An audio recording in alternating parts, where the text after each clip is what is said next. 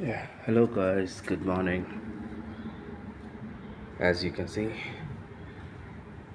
my dog has does did it again. This is a huge rat. No, spoiling all my food items at my home. No, here and there, beating all my sofas, other plastic items.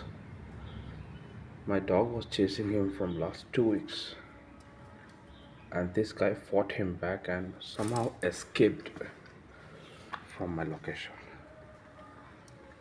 And yesterday night was this rat's last day.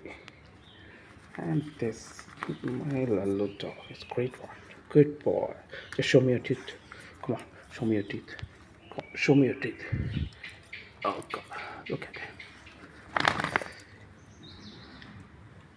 He he's not a rat terrier species, but still he does the same job. And I think this is the 15th rat or mouse he has caught.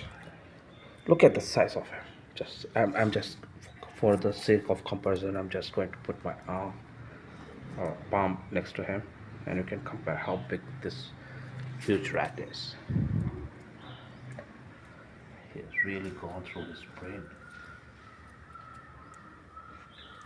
Good boy, good boy. Great job, great job. Good job. Good job, good job. Hello, you're a good boy. Good job done.